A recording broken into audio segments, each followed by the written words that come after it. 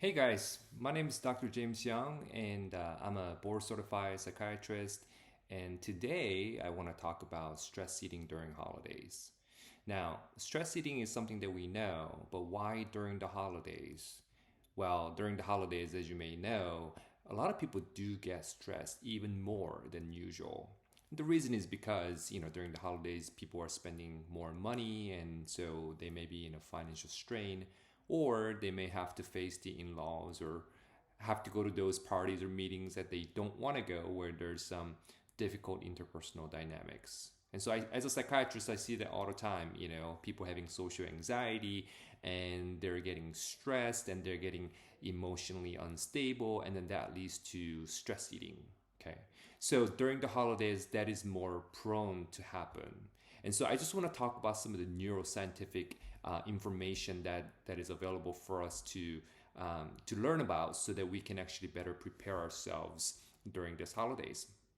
So some studies have found that for some individuals, when they get stressed, the nucleus accumbens, which is responsible for the reward system in the brain, actually gets reduced in its activity. So what that means is then when some people get stressed, their nucleus accumbens actually does not activate as much as it should. And what that means is likely less interaction with the dopamine, and then less reward, or less the happy feeling or that sense of peace, sense of wellness is reduced. Okay. And so what that leads to is then these individuals will likely engage in stress eating, or maybe even alcohol, or maybe even drugs. But most often food, because it's readily available, it's legal, and it's something that they've done before. So what may happen is that they will actually look for those highly palatable foods that when you're low on dopamine and when your nucleus accumbens is not working as it should, they're going to go after those things. And what will it do? It's going to increase the activation of the nucleus accumbens, or the amount of dopamine released within the brain. And that sort of temporarily causes a restoration in the overall homeostasis in the brain reward system. So that's what happens. That's why some people engage in stress eating without really knowing that they're doing that.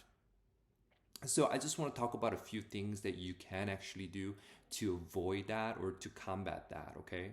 So when you are stressed because you're on your way to holiday shopping, or you're having to go to this social event that you really don't want to go, that you feel uncomfortable with, or you're under financial stress, whatever it may be. If you are stressed and you're sensing that you are wanting to get that extra a chocolate chip cookie, or the go to the McDonald's and grab some fast food, or the you want to finish the entire pint of ice cream, what I suggest is that you first be aware of that, right? As soon as you are aware that you're not feeling too well, you're feeling grumpy, you're feeling anxious, and you're just not wanting to do anything, I want you to recognize that, okay? And make a mental note, okay?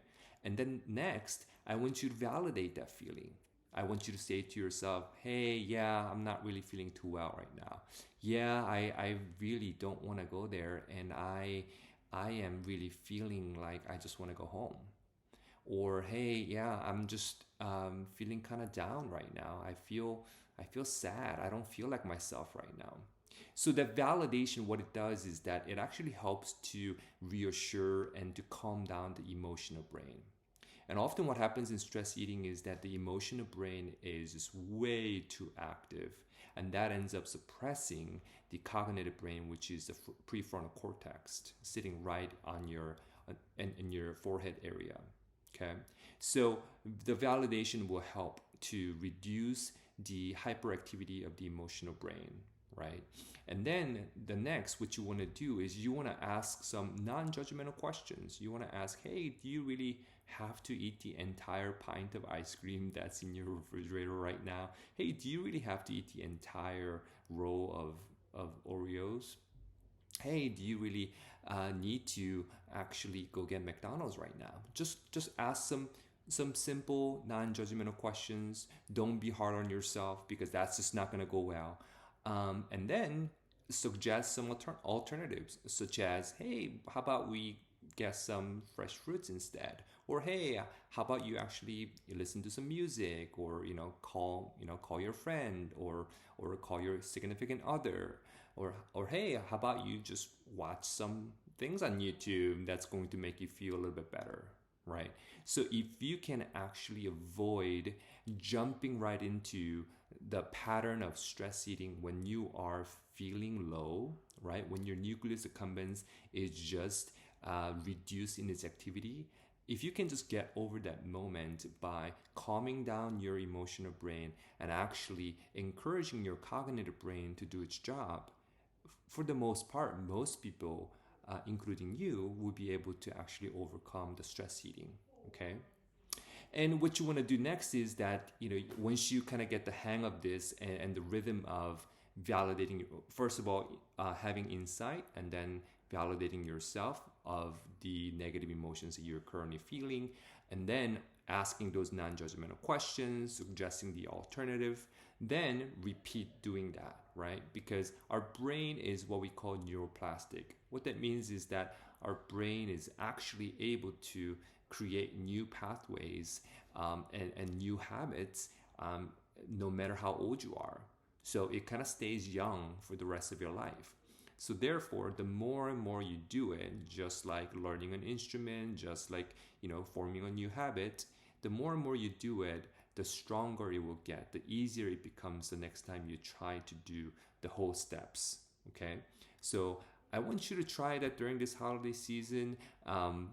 It's difficult to stay healthy and stay fit because of everything that's going on during the holidays, and people get thrown out of their routines and they end up engaging in these stress eating or overeating, especially the foods that we shouldn't be eating too much. So that's what I have for you today. And if you like what I'm putting out here, make sure you subscribe for more content, as I'm going to be putting up more videos.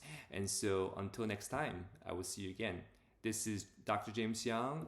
Visit my website at www.youngmindandbody.com. Thanks, everyone.